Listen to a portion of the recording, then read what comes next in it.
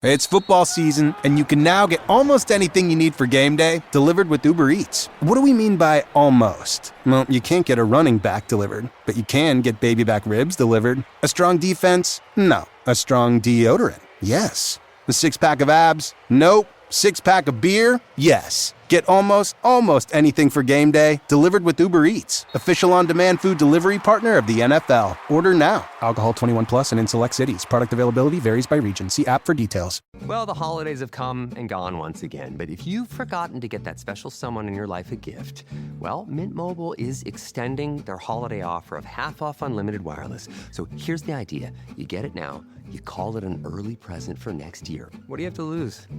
Give it a try at mintmobile.com/switch.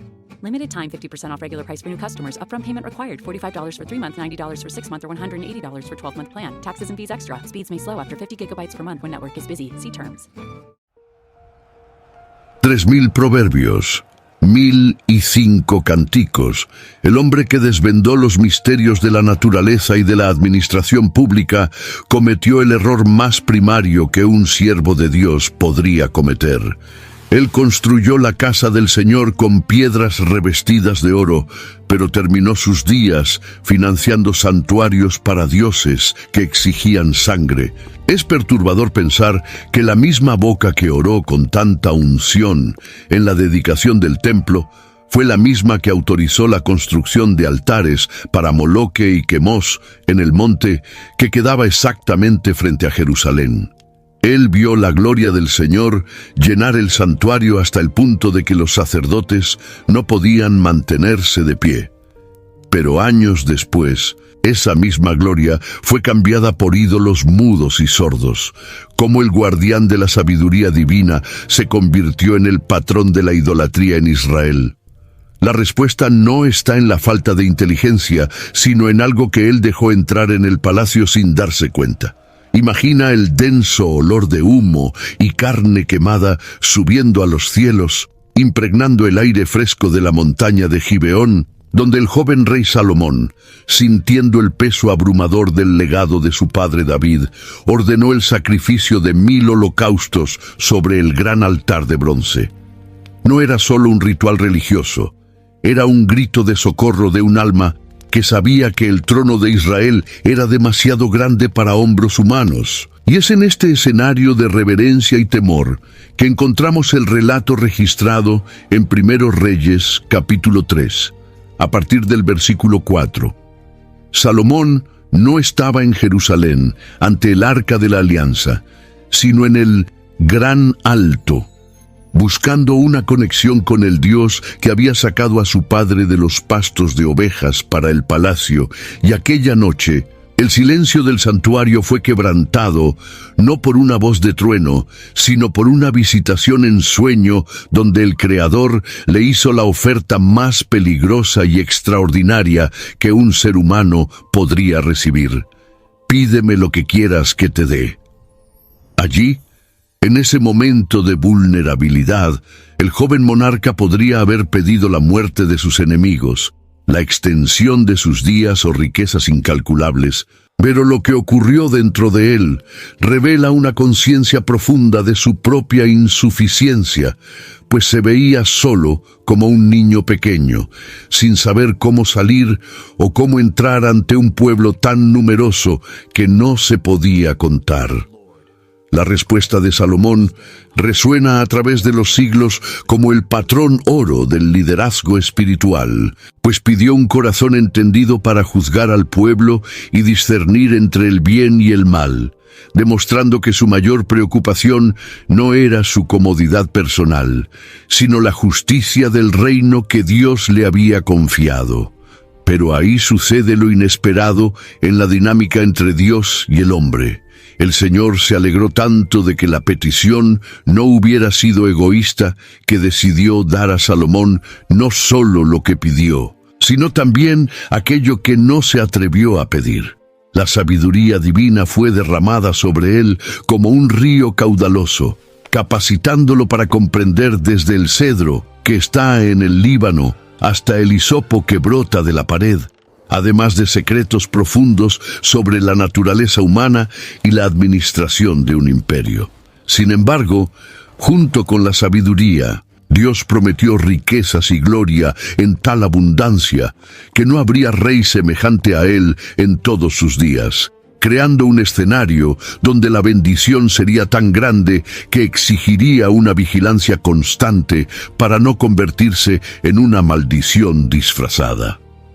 El corazón de Salomón estaba en ese instante perfectamente alineado con el cielo, humilde y dependiente, una tabla rasa donde la sabiduría de Dios escribiría proverbios y cánticos, pero la semilla de la prosperidad extrema que estaba siendo sembrada allí traería desafíos que la simple sabiduría intelectual por sí sola quizás no sería suficiente para contener si el temor del Señor no permanecía como el ancla principal de su alma.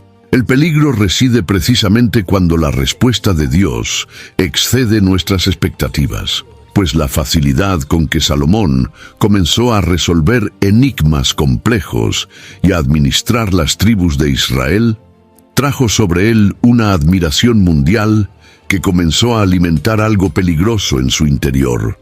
La promesa divina se cumplió y regresó a Jerusalén ya no más como el niño inseguro, sino como el hombre más sabio de la tierra, poniéndose ante el arca de la alianza del Señor, ofreciendo holocaustos y sacrificios pacíficos y haciendo un banquete para todos sus siervos. La atmósfera en Israel cambió drásticamente. El pueblo comía, bebía y se alegraba, y la seguridad en las fronteras parecía inquebrantable, como si el reino mesiánico hubiera llegado antes de tiempo. Sin embargo, es vital observar que la sabiduría dada fue una herramienta, y como cualquier herramienta poderosa, su uso depende de la integridad de quien la maneja, y mientras el rey descendía de Gibeón con la mente iluminada, las sombras del poder absoluto comenzaban a acechar en las esquinas de su gloria futura, esperando el momento en que la vigilancia bajara la guardia. Entramos ahora en una fase donde la tierra de Israel parecía tocar el cielo, un periodo de construcción febril y magnificencia que transformó el paisaje de Jerusalén para siempre, cumpliendo el antiguo deseo que el rey David no pudo realizar por tener las manos manchadas de sangre de guerras. La narrativa en 1 Reyes capítulo 6 describe con precisión arquitectónica cómo Salomón movilizó decenas de miles de trabajadores en una organización logística impecable para erigir una casa al nombre del Señor, utilizando piedras labradas y cedros importados que viajaban por mar hasta Jope. Lo que impresiona no es solo la riqueza material, sino el temor reverente durante el proceso. La Biblia nos cuenta que, al edificarse la casa, se usaban piedras ya preparadas en la cantera, de modo que ni martillo, ni hacha, ni instrumento alguno de hierro se oyó en la casa mientras la edificaban, creando un silencio santo en medio del trabajo pesado. Todo estaba cubierto de oro purísimo, el suelo, las paredes, el techo y hasta el lugar santísimo, ocultando la madera y la piedra bajo una capa reluciente que reflejaba la gloria divina, simbolizando que en la presencia de Dios, la naturaleza humana y terrenal es revestida de algo superior e incorruptible. Cuando la obra finalmente terminó, luego de 7 años de dedicación extenuante, el momento de la dedicación del templo marcó el ápice espiritual de la nación, un evento donde lo visible y lo invisible colisionaron de forma espectacular, conforme se registra en 1 Reyes capítulo 8, cuando los sacerdotes salieron del lugar santo, la nube llenó la casa del Señor, una manifestación tan densa y palpable de la presencia de Dios que los sacerdotes no podían permanecer en pie para ministrar a causa de la nube, pues la gloria del Señor llenó la casa. Salomón, entonces, se puso ante el altar del Señor, en presencia de toda la congregación de Israel, y extendió las manos hacia los cielos, en una oración que revelaba una teología profunda, reconociendo que ni los cielos de los cielos podrían contener al infinito, cuanto menos aquella casa que él había edificado. Pidió que los ojos de Dios estuvieran abiertos día y noche sobre aquel lugar, para oír la oración de cualquier israelita o extranjero que se volviera hacia allí, estableciendo el templo no como una caja para apresar a Dios, sino como un punto de contacto de misericordia para una humanidad fallida. Sin embargo, es aquí donde la historia se vuelve aún más deslumbrante y peligrosa, pues el éxito de Salomón atrajo las miradas codiciosas y admiradas del mundo entero, haciendo que la riqueza fluyera hacia Jerusalén como torrentes de agua en el desierto. AI is incredible. It can teach you how to fry an egg and even write a poem, pirate style. Yarr! But it knows nothing about your work. Slackbot is different. It doesn't just know the facts. It knows your schedule. It can turn a brainstorm into a brief. And it doesn't need to be taught. Because Slackbot isn't just another AI. It's AI that knows your work as well as you do. Visit slack.com/meet Slackbot to learn more. So what do you want? What do I want? I want to use my degree for good. And in general. I kind of meant like a muffin or a latte. I want a job with a generous work-from-grocery-store policy. You are here a lot. Debbie, please, I'm working. I want a job that will change the world. Ma'am, this is a drive-thru. And some nuggets. With LinkedIn's new AI-powered job search, you can find roles that match your unique skills, so you can dare to discover more. Visit linkedin.com/jobs to learn more. They always tell you there's a catch, a compromise, an asterisk. Terms apply. See store for details. Maybe less than advertised. May vary by mood. Probably. Sprite Zero Sugar? It's different.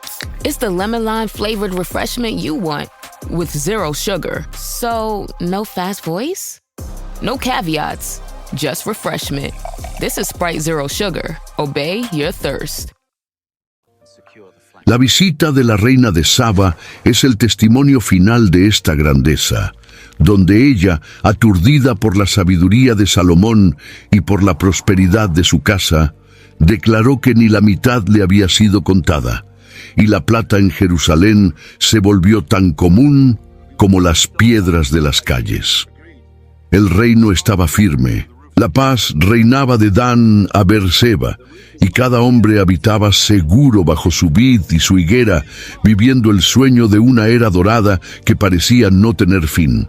Pero, en medio de tanto oro y tanta celebración, la delgada línea entre dar gloria a Dios y glorificar el propio logro comenzó a volverse borrosa, y la prosperidad excesiva, que debería ser una señal de la bondad de Dios, comenzó a transformarse en un narcótico suave para el alma del rey, preparando el terreno para que el enfoque cambiara sutilmente del dador a los dones y del Dios del templo a la esplendor del templo. Para entender lo que comenzó a ir mal, necesitamos mirar un texto antiguo escrito siglos antes de Salomón nacer, en Deuteronomio capítulo 17, versículo 16, donde Dios dejó una instrucción expresa para los futuros reyes de Israel. Sin embargo, no multiplicará para sí caballos, ni hará volver al pueblo a Egipto para multiplicar caballos.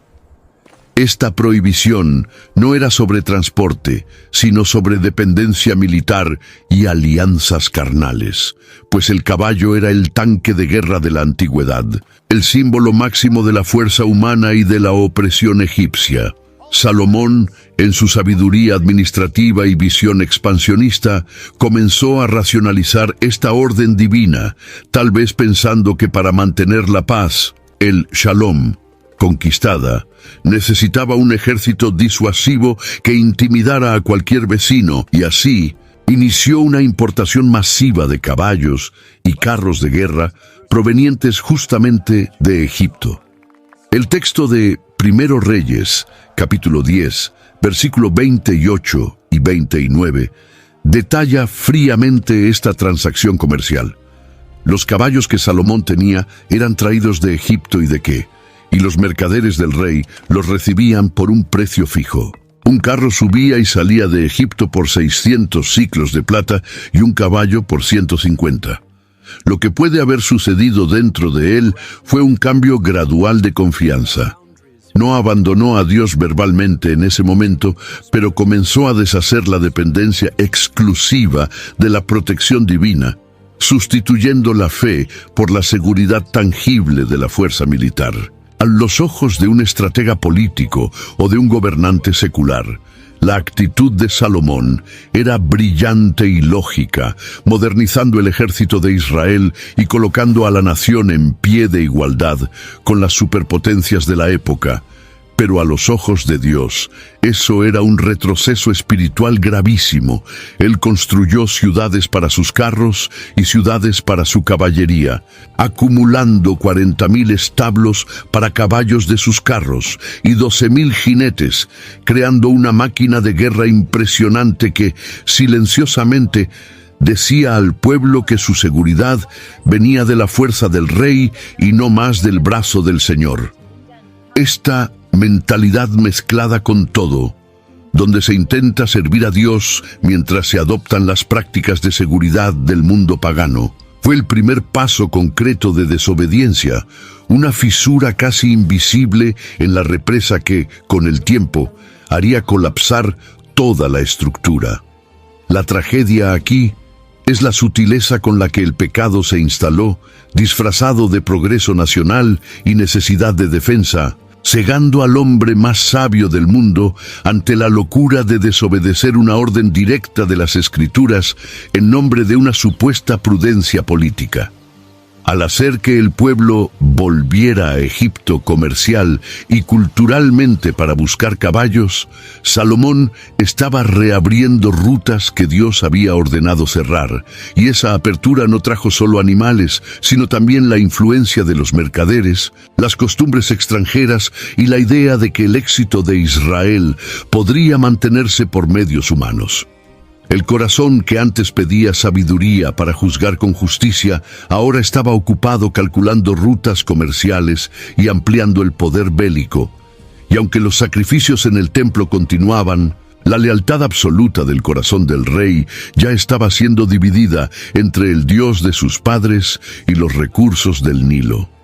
Pero Dios aún no había dicho la última palabra sobre esta falsa seguridad, y las alianzas que parecían fortalecer el trono estaban en realidad trayendo al palacio los elementos que corroerían el alma de Salomón. La estrategia política de Salomón parecía, a los ojos humanos, una obra maestra de diplomacia internacional, pues logró lo impensable: revertir la antigua enemistad entre Israel y la superpotencia del Nilo a través de un matrimonio real, como relata Primero Reyes, capítulo 3, versículo 1, donde leemos que Salomón se emparentó con el faraón, rey de Egipto, y tomó a la hija del faraón y la trajo a la ciudad de David. Este no fue un evento trivial o un mero romance, fue un movimiento geopolítico de proporciones sísmicas que señalizaba al mundo antiguo que Israel había llegado a la altura de las grandes naciones, dejando de ser un pueblo nómada o esclavo, sino un imperio capaz de negociar de igual a igual con la dinastía más antigua de la tierra. Imagina la pompa de la caravana egipcia atravesando el desierto, trayendo a la princesa con sus dioses, sus sacerdotes personales, sus costumbres exóticas y su visión del mundo, entrando por las puertas de la ciudad santa bajo la aprobación de un rey que creía estar fortaleciendo su reino. Sin embargo, lo que parecía ser el sello definitivo de paz y seguridad era, en realidad, la introducción de un caballo de Troya espiritual dentro de los muros de Jerusalén, pues esta alianza no consistía solo en unir dos familias, sino en entrelazar dos teologías diametralmente opuestas: la adoración al Dios único e invisible de Israel y el panteón de divinidades zoomórficas y humanas de Egipto. Salomón, en su sabiduría administrativa, tal vez pensaba que podría separar la vida pública de rey ungido de la vida privada de esposo cosmopolita, pero las Escrituras nos alertan constantemente que no se puede traer el fuego al pecho sin que las vestiduras se quemen.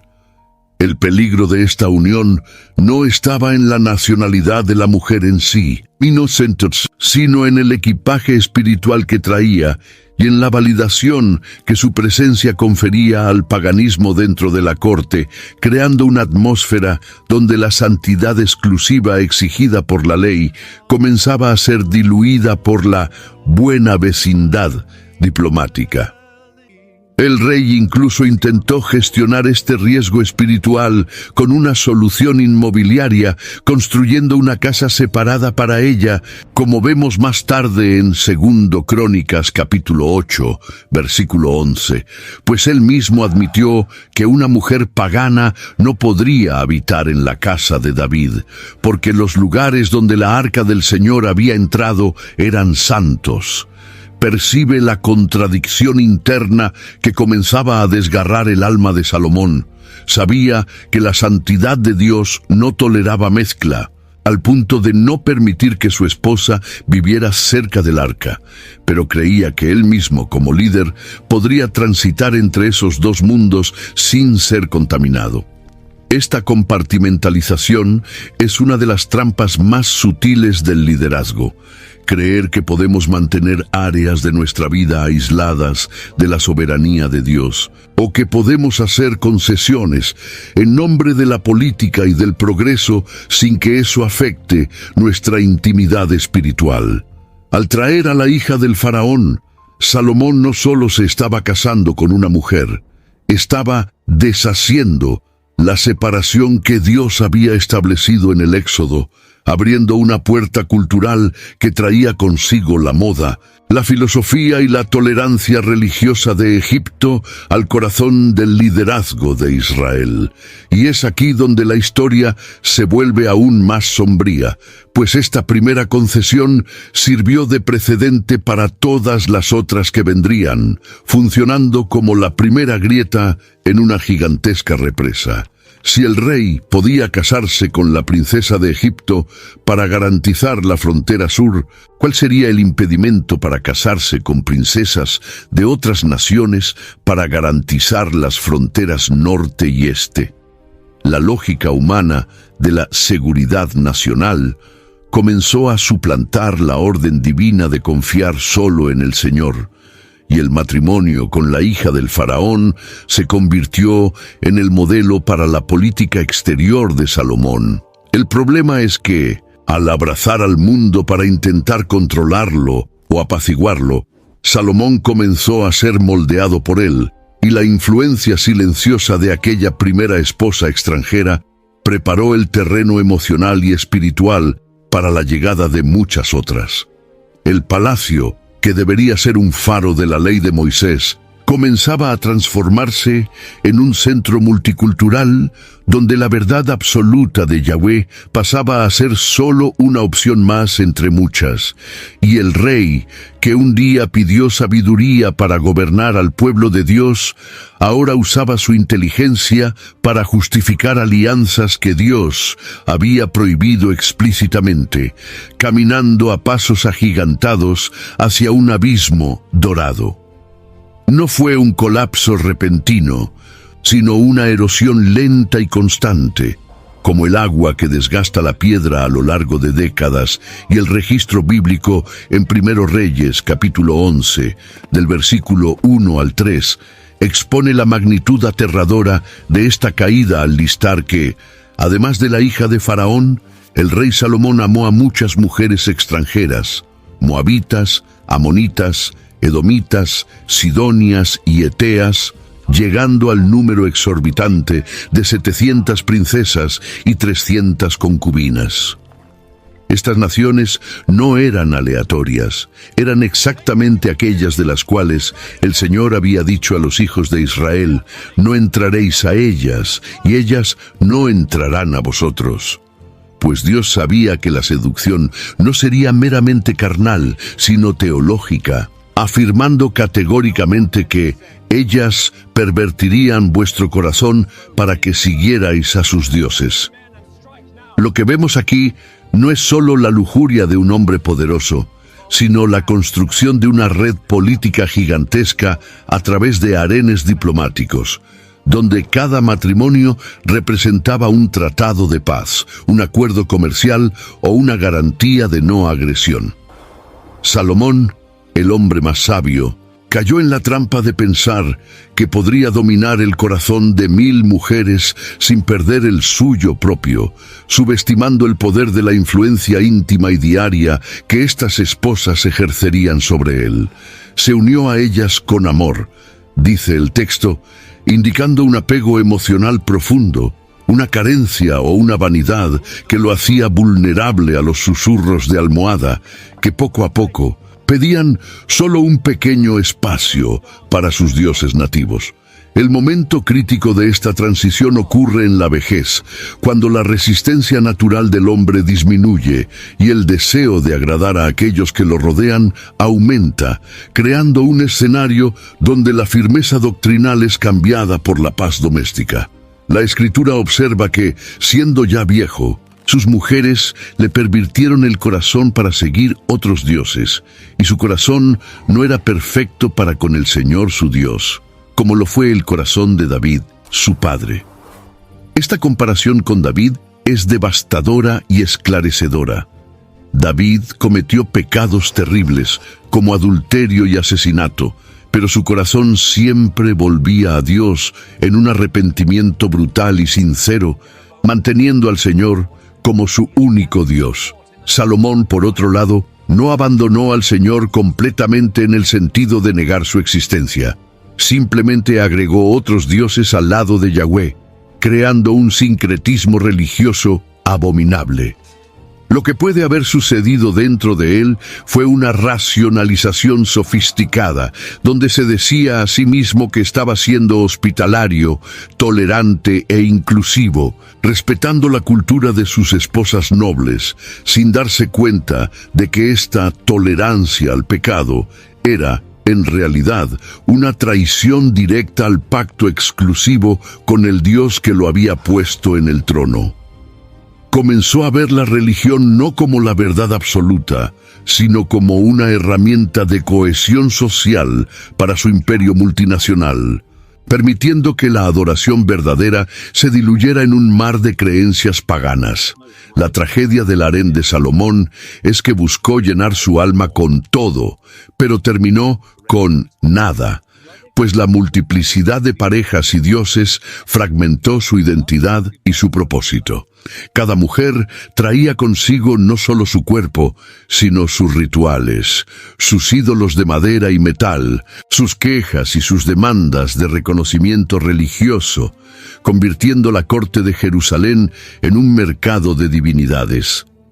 Aquel que había construido el templo para el único Dios vivo, ahora se veía rodeado por susurros que pedían incienso para Astarte o sacrificios para Quemos, y para mantener la armonía en el palacio, para no ver a sus amadas esposas tristes o insatisfechas, el rey cedió. Es el clásico ejemplo de cómo el compromiso con el error, hecho para evitar conflictos inmediatos, genera una catástrofe espiritual a largo plazo. El corazón inclinado no se desvía de una vez, se desvía grado por grado, hasta que la dirección final es completamente opuesta al destino original. Y aquel que era el guardián de la sabiduría divina se convirtió en el patrón de la insensatez espiritual, permitiendo que la pasión por sus mujeres superara el temor por su Creador, preparando el escenario para la mayor abominación que Israel había visto. El escenario que se dibuja ahora es de un horror visual y espiritual que desafiaba la propia santidad de Jerusalén, pues Salomón no se limitó a permitir que sus esposas adoraran a sus dioses en secreto, institucionalizó la idolatría, financiando y construyendo lugares de culto visibles para todos. En 1 Reyes capítulo 11, versículos 7 y 8, La Biblia relata con crudeza que Salomón edificó un alto a Quemos, la abominación de los moabitas, en el monte que está frente a Jerusalén, y a Moloque, la abominación de los hijos de Amón. Piensa en la gravedad geográfica de esto. El monte que está frente a Jerusalén es el Monte de los Olivos, situado directamente frente al templo del Señor, separado solo por el valle de Cedrón. Esto significaba que quien estuviera en el atrio del templo ofreciendo sacrificios a Yahweh podía levantar los ojos y ver, al otro lado del valle, el humo subiendo de los altares paganos construidos por el propio rey de Israel. No era algo escondido en los sótanos del palacio. Era un desafío público, un cartel de idolatría que competía por la atención del pueblo, legitimando el culto a demonios en la ciudad que Dios eligió para hacer habitar su nombre. La sabiduría que un día discernió a la madre verdadera de la falsa, ahora no podía distinguir entre el Dios santo y las abominaciones de las naciones vecinas. Estos dioses no eran divinidades inofensivas o meros símbolos culturales. Representaban lo más oscuro y degradante de la religiosidad antigua. Quemos y Moloque eran entidades voraces cuya adoración a menudo involucraba rituales de perversión sexual y, en el terrible caso de Moloque, el sacrificio de niños que eran pasados por el fuego como ofrenda para garantizar prosperidad y poder. Aunque el texto no afirma explícitamente que Salomón sacrificó a sus hijos, el hecho de que él construyó el altar donde esto era posible y permitió que sus esposas quemaran incienso y ofrecieran sacrificios allí es una complicidad monstruosa. Proporcionó la infraestructura para el mal, utilizando los tesoros que Dios le dio para erigir santuarios para los enemigos de Dios. Esta actitud revela una mente mezclada con todo, donde el rey intentaba agradar a todos los constituyentes de su reino, perdiendo completamente la noción de que ser el pueblo escogido significaba, sobre todo, ser un pueblo separado. La tolerancia de Salomón se convirtió en su ruina, pues al intentar ser el rey de todas las naciones y de todos los dioses, dejó de ser el siervo del único Dios verdadero, y esta traición no ocurrió en el vacío. Envió un mensaje poderoso a cada ciudadano de Israel. Si el hombre más sabio del mundo, el constructor del templo, también adora a estos dioses, entonces nosotros también podemos. El impacto de esto en el alma de la nación fue devastador, pues el liderazgo es, por naturaleza, modelador de cultura, y la corrupción en la cima inevitablemente escurre hacia la base. Salomón estaba, efectivamente, deshaciendo el trabajo de Josué, de los jueces y de su padre David, reintroduciendo en la tierra prometida la idolatría que había causado la expulsión de los cananeos siglos antes. Olvidó que la tierra no le pertenecía a él, sino al Señor, y que su posesión estaba condicionada a la fidelidad al pacto. Al erigir esos altares, Salomón estaba firmando la sentencia de divorcio de Israel, provocando el celo divino de una manera que ninguna guerra externa o plaga jamás podría. El brillo del oro en el templo aún estaba allí. Los rituales levíticos continuaban, pero la esencia había sido corrompida, y el humo que subía del Monte de los Olivos era un testimonio constante contra el rey, una nube negra que flotaba sobre el legado de gloria, anunciando que la paciencia de Dios, aunque larga, no es infinita. El silencio de los cielos estaba a punto de ser quebrantado, no con una promesa de sabiduría esta vez, sino con un decreto de juicio que rasgaría el reino en pedazos. Es difícil concebir cómo la mente que compuso 3000 proverbios y 1005 cánticos pudo postrarse ante una estatua de bronce calentada por el fuego, destinada a consumir vidas inocentes. Pero el registro de Primero Reyes capítulo 11, versículo 7, no deja margen para dudas de que Salomón edificó un alto a Moloque. la abominación de los hijos de Amón. Moloque no era solo un ídolo más en la colección del panteón cananeo, representaba la antítesis absoluta del Dios de Israel, pues mientras Yahweh pedía la entrega del corazón y la protección del huérfano, Moloque exigía el sacrificio físico de la descendencia y el derramamiento de sangre para garantizar favores futuros. La pregunta que resuena en los corredores de la historia es: ¿qué ocurrió dentro de él para llegar a ese punto de ceguera espiritual? Es probable que Salomón no se hubiera despertado un día cualquiera y decidido adorar a un demonio. El proceso fue, sin duda, una concesión gradual a la influencia de su esposa amonita, Naamá, la madre de su heredero Roboam. Ella traía consigo la convicción cultural de que la realeza y la estabilidad del trono exigían apaciguar esa divinidad terrible, y Salomón, quizás embriagado por la vanidad de agradar a todos o por el miedo oculto de perder el control sobre el futuro de su dinastía, permitió que la diplomacia se transformara en adoración, cambiando la sabiduría del temor del Señor por la locura de la superstición macabra. La gravedad de este acto reside en el hecho de que Moloque atacaba directamente la promesa hecha a Abraham y a David, la promesa de la simiente, de la descendencia bendecida.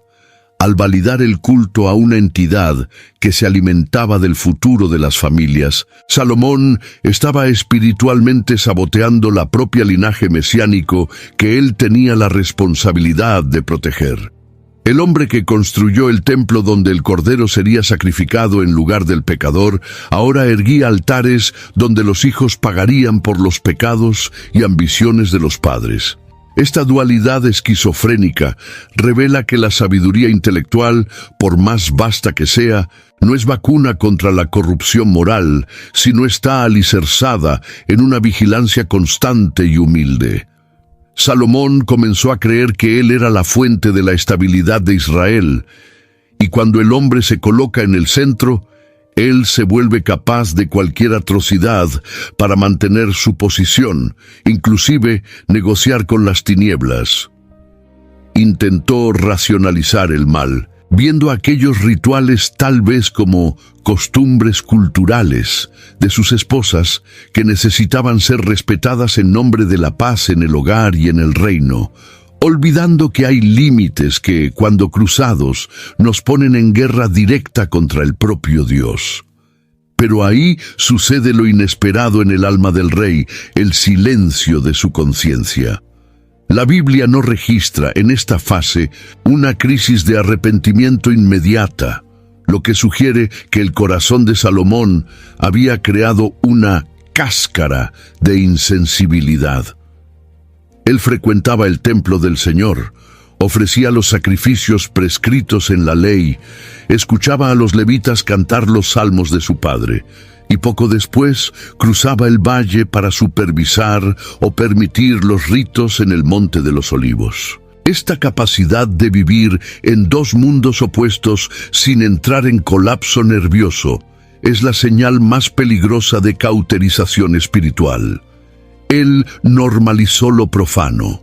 La sombra de Moloque se extendió sobre Jerusalén, no porque el ídolo tuviera poder real, sino porque el guardián de la ciudad había bajado los puentes levadizos. La sabiduría que antes era usada para glorificar a Dios se convirtió en una herramienta para gestionar el pecado, y el rey sabio se convirtió en el tonto que jugaba con fuego consumidor, sin darse cuenta de que el humo de aquellos altares estaba sofocando la luz de Israel y provocando un despertar divino que él no podría controlar con oro, ni con carros de guerra, ni con acuerdos políticos. El tiempo de la tolerancia divina se había agotado, y la atmósfera espiritual en Jerusalén cambió drásticamente cuando el Señor, que había aparecido a Salomón 2 veces para bendecir e instruir, ahora se manifiesta por tercera vez, no con promesas de riquezas, sino con la sentencia de un juez traicionado. En 1 Reyes, capítulo 11, del versículo 9 al 13, leemos que el Señor se indignó contra Salomón, porque su corazón se desvió del Señor Dios de Israel. La palabra indignó lleva un peso emocional inmenso. No es la furia descontrolada de un tirano, sino el dolor profundo y la ira santa de un padre y esposo que dio todo y recibió traición a cambio. Dios confronta al rey directamente, recordándole que el pacto y los estatutos habían sido quebrantados. La sentencia fue dada con claridad devastadora. Visto que hubo esto en ti, y que no guardaste mi pacto y los estatutos que te mandé, ciertamente rasgaré de ti este reino y lo daré a tu siervo. La imagen de rasgar el reino evoca la violencia de la separación. El manto real de 12 tribus, tejido con tanto esfuerzo y sangre desde los días de David, sería despedazado por causa de la infidelidad de un solo hombre. Sin embargo, incluso en la severidad del juicio, la misericordia de Dios brilla a través de la fidelidad a David, pues el Señor dice: «Sin embargo, no lo haré en tus días por amor de David tu padre, de la mano de tu hijo lo rasgaré». Es impresionante notar que el trono de Salomón solo se mantuvo firme hasta el fin de su vida, no por sus propios méritos actuales, sino por causa del crédito espiritual y de la promesa hecha a su padre.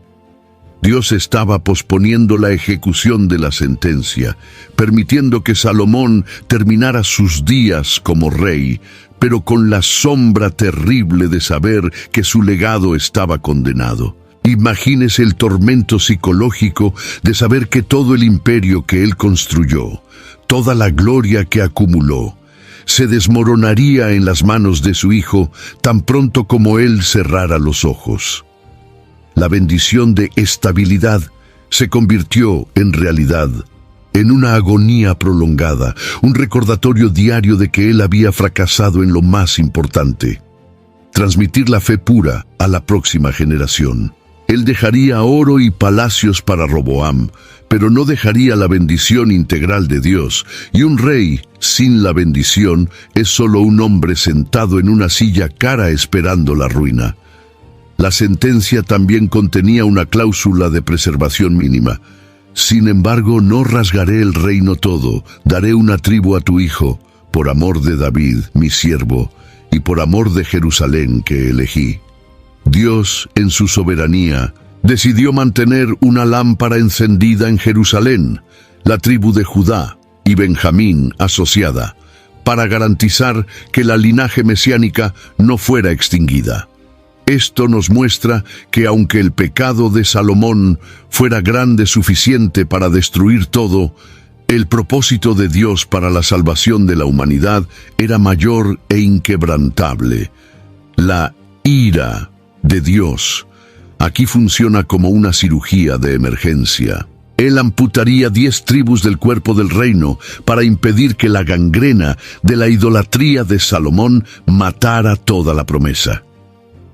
Salomón escuchó el veredicto divino, y el texto no registra una respuesta verbal de él, lo que nos lleva a imaginar un silencio aturdido. El hombre que tenía respuestas para todos los acertijos del mundo no tenía respuesta para el Dios que ve el corazón. La sabiduría humana fracasó. La riqueza no podía comprar el perdón sin arrepentimiento genuino, y el rey se dio cuenta demasiado tarde de que, al tratar de ganar el mundo con sus alianzas, había perdido el alma de su reino. Con la protección divina removida, las fronteras que parecían impenetrables comenzaron a ceder, y la paz sobrenatural, el Shalom, que marcó el reinado de Salomón, se evaporó como neblina al sol, dando lugar a amenazas que estaban dormidas solo esperando el momento adecuado para atacar. La Biblia nos dice en 1 Reyes capítulo 11, versículo 14, que el Señor levantó un adversario a Salomón, Hadad, el edomita. Observa que no fue un azar político o una inestabilidad regional espontánea. Fue el propio Dios quien levantó o despertó a estos enemigos. Hadad había escapado de la masacre de Joab años antes, refugiándose en Egipto, donde creció alimentando un odio mortal y esperando la muerte de David y Joab para volver. Durante años, mientras Salomón caminaba fielmente con Dios, Hadad fue mantenido contenido por la mano invisible del Señor. Pero ahora, con el rey de rodillas ante ídolos, la correa fue soltada. El enemigo del sur, que representaba un problema antiguo no resuelto, resurgió con vigor, cortando rutas comerciales y trayendo inseguridad a la región de Edom, mostrando a Salomón que sus caballos y carros egipcios no eran garantía de nada cuando el Señor no guardaba la ciudad. Pero el cerco no se detuvo en el sur. Al norte, otro enemigo se levantó. Primer Reyes, capítulo 11, versículo 23, presenta a Rezón, hijo de Eliadá, que huyó de su señor y reunió hombres, convirtiéndose en capitán de una banda en Damasco. Rezón fundó lo que vendría a ser el poderoso reino de Siria, una espina en la carne de Israel durante siglos. Él fue adversario de Israel durante todos los días de Salomón, dice el texto, pero su agresividad y éxito aumentaron exponencialmente a medida que la luz espiritual de Salomón disminuía. El rey que antes recibía tributos de todas las naciones, ahora veía a sus vasallos convertirse en sus verdugos. Rezón abominaba a Israel y reinaba sobre Siria, creando un frente de batalla continuo que drenaba los recursos y la paz del reino. La sabiduría de Salomón, ahora oscurecida, no podía encontrar una solución diplomática a estos conflictos, pues la raíz del problema no era política, sino teológica. Dios estaba usando varas de hombres para corregir al hijo desviado, demostrando que la paz externa es, muchas veces, solo un reflejo de la paz interna con Dios, y cuando ésta se rompe, el caos encuentra una brecha para entrar. Y entonces, en el templo o en los alrededores de Jerusalén, un descubrimiento cambia todo y trae el peligro a casa. El enemigo interno, Jeroboam, hijo de Nebat. Este no era un extranjero, sino un siervo de confianza, un hombre valiente y laborioso a quien Salomón había encargado toda la carga de la casa de José, como vemos en Primer Reyes, capítulo 11, versículo 28. El golpe final vino cuando el profeta Ahías, el silonita, encontró a Jeroboam en el camino, vestido con una capa nueva, y en un acto profético dramático, rasgó la capa en 12 pedazos, entregando 10 a Jeroboam y declarando que Dios le daría 10 tribus de Israel. La profecía era clara. Jeroboam sería rey sobre Israel. Cuando Salomón supo de esto, en lugar de arrepentirse y buscar el rostro de Dios, trató de matar a Jeroboam, actuando exactamente como Saúl actuó con David. El hombre más sabio de la tierra descendió al nivel de la locura paranoica, tratando de impedir el cumplimiento de la palabra de Dios a través del asesinato. Jeroboam huyó a Egipto junto a Sisac, esperando la muerte de Salomón. El ciclo se cerraba. Egipto, que tanto cortejó Salomón, ahora protegía al hombre que dividiría su reino. El rey estaba cercado por fuera y minado por dentro, viviendo sus últimos días bajo la sombra de una gloria que ya había partido, luchando contra el colapso inevitable de su obra. Cuando las luces de la fiesta se apagan y los aduladores se van, lo que queda es el eco del silencio en los pasillos de un palacio que se ha vuelto demasiado grande para un solo hombre. Y es en este escenario crepuscular donde encontramos la probable confesión final de Salomón, registrada en el libro de Eclesiastés capítulo 1, versículo 2, donde el grito de su alma resuena a través de los milenios. Vanidad de vanidades, dice el predicador. Vanidad de vanidades, todo es vanidad. Esta no es la filosofía de un pesimista de sillón, sino el informe de campo de un hombre que realizó el mayor experimento existencial de la historia humana. Tuvo acceso ilimitado a todo lo que el corazón puede desear: placer, poder, sabiduría, riqueza, mujeres y proyectos grandiosos, y descubrió que, sin la centralidad absoluta de Dios, todo eso es solo correr tras el viento. This message is sponsored by Greenlight. With school out, summer is the perfect time to teach our kids real-world money skills they'll use forever. Greenlight is a debit card and the #1 family finance and safety app used by millions of families, helping kids learn how to save, invest, and spend wisely. Parents can send their kids money and track their spending and saving, while kids build money confidence and skills in fun ways. Start your risk-free Greenlight trial today at greenlight.com/Spotify. That's greenlight.com/Spotify. El libro de Eclesiastés puede ser leído como el diario de arrepentimiento de un rey que intentó llenar lo infinito de su alma con cosas finitas y se estrelló, dándose cuenta tardíamente de que los ríos de oro y la admiración de las multitudes no podían silenciar la voz de la conciencia que lo acusaba de haber cambiado la fuente de aguas vivas por cisternas agrietadas.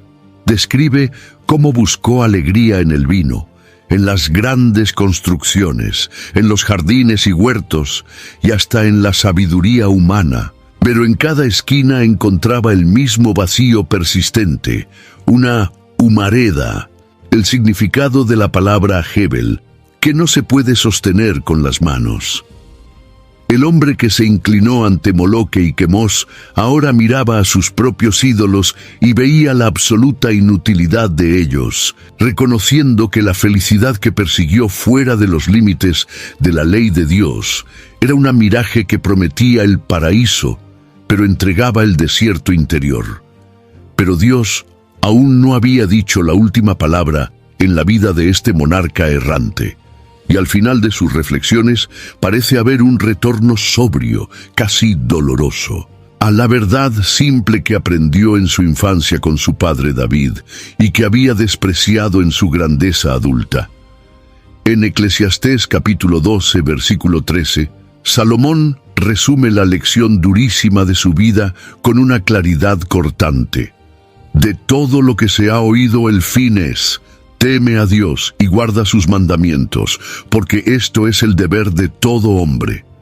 Aquí, el sabio mezclado con todo, finalmente deshace la confusión mental que lo llevó a la idolatría y vuelve a lo básico: el temor del Señor.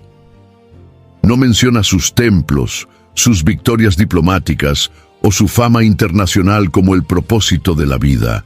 Señala hacia la obediencia simple y reverente como la única cosa que realmente importa cuando la muerte se acerca y el polvo vuelve a la tierra.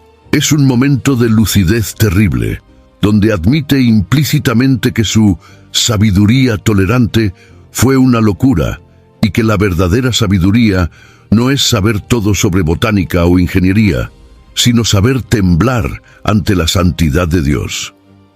Este retorno final sugiere que, aunque el reino estaba condenado a ser desgarrado políticamente, el alma de Salomón tal vez haya encontrado un camino de regreso a la gracia, aunque marcada por las profundas cicatrices de sus elecciones desastrosas. Dejó un testamento de alerta, gritando a las generaciones futuras que no hay atajos hacia la satisfacción, y que el alejamiento de Dios, incluso rodeado de lujo, es el camino más rápido hacia la desesperación y la falta de sentido. El legado de Salomón, por lo tanto, es un monumento paradoxal de oro y barro, sirviendo como un espejo gigante para cualquier líder o creyente que cree que puede administrar el pecado sin ser destruido por él. Nos enseña que los dones de Dios, como la sabiduría y la riqueza, son irrevocables, pero el carácter para sostener esos dones necesita ser cultivado diariamente con temor y temblor. La historia termina no con un felices para siempre, sino con una nación al borde de la guerra civil, lista para dividirse bajo el peso de los impuestos y la idolatría que el propio rey introdujo. Salomón murió y fue sepultado en la ciudad de David, su padre, y Roboam, su hijo, reinó en su lugar, heredando no solo el trono, sino la bomba de tiempo espiritual que haría estallar a Israel en dos partes. La tragedia de la caída de Salomón es que demostró que es posible tener la cabeza llena de conocimiento divino y el corazón lleno de engaño, y que la unción del pasado no garantiza la fidelidad del presente si no hay una vigilancia feroz contra las pequeñas concesiones. Su vida permanece grabada en las Escrituras como un faro de advertencia, iluminando el peligro de dejar que el amor por el mundo enfríe el amor por Dios, recordándonos eternamente que el hombre más sabio de la tierra fue aquel que más necesitó aprender. Por el dolor, que el temor del Señor no es solo el principio de la sabiduría, sino la única seguridad para el final del viaje. La historia de Salomón es un espejo donde necesitamos tener coraje para mirarnos, para garantizar que siempre reciba estos análisis que edifican y protegen su fe. Verifique su suscripción al canal ahora mismo. Deje su me gusta como un gesto de quien valoriza la enseñanza profunda de las Escrituras y descubramos juntos dónde fue que el rey erró.